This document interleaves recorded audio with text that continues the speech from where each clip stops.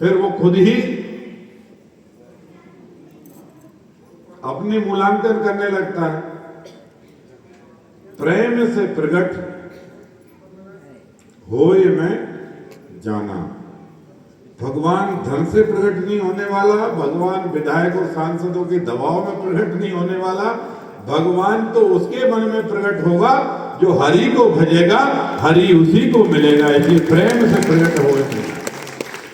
और इसलिए हमारा धर्म, हमारी संस्कृति इस बात के लिए हमको प्रेरित करती है कि हम सब लोग एक कथा भागवत के माध्यम से अपने बेटा बेटियों को भी लाया करो, और सासों से प्रार्थना है बहुओं को जरूर लाओ, क्योंकि हो सकता है व्यासपीठ कभी सास बहू का रिश्ता बता दें, उसमें से दहेज निकाल कर बाहर फेंक दें, और सीता और कौशल्या का रिश्ता बताकर जिंदगी अमर कर दें। हो सकता है कि नया मंत्र दे दें। नहीं तो सुबह चाय से लड़ाई होती है और 11 तक खत्म होती है, और उस लड़ाई में सब भूल जाते हैं आदमी। तो ये जो रिश्ता है कि अच्छा रिश्ता है। तुम्हारी बेटी दूसरे के घर ब्याही जाए तो उसे आनंद मिलना चाहिए, दूसरे की घर बेटी जब तुम्हारे घर आए तो उसे आनंद नहीं मिलना चाहिए? हैं? बताओ। मतलब जब तक शादी नहीं हुई थी तब तक बर्तन भी मांजते थे, रोटी भी पकाते थे, पराठे भी खिलाते थे, और जैसे ही बहू क्या आई मांज बर्तन, तो वो इसलिए भड़कड़ाने लगती, बर्तनों की आवाज करने लगती। अब पहले दिन तुम बेटी से काम करा रहे हो क्या? किसी बुजुर्ग को काम इसलिए करते रहना चाहिए कि उसके काम करते हुए उसके नाती पोता बिना बताए सीख लें कि जब इस उम्र में मेरे दादा दादी काम कर रहे हैं तो मुझे भी उनसे ज्यादा काम करना चाहिए।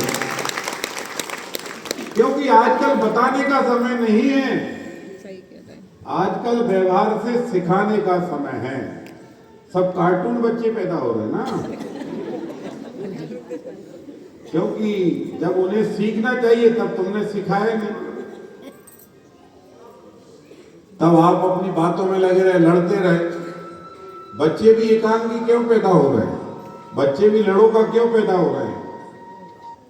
जब बच्चे माँ के घर में रहते हैं तब उनको सत्संग नहीं मिल रहा है, तब परिवार में तनाव मिल रहा है। इसलिए बच्चे की जिंदगी का विकसित होने के बाद भी, वो कंप्यूटर साइंस का सर्वोच्च ज्ञाता होने के बाद भी मन का उसका तनाव खत्म नहीं होता।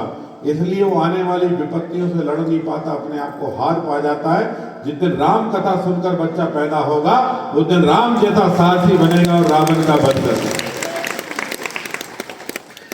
उस दिन वो रावण का वध कर देगा।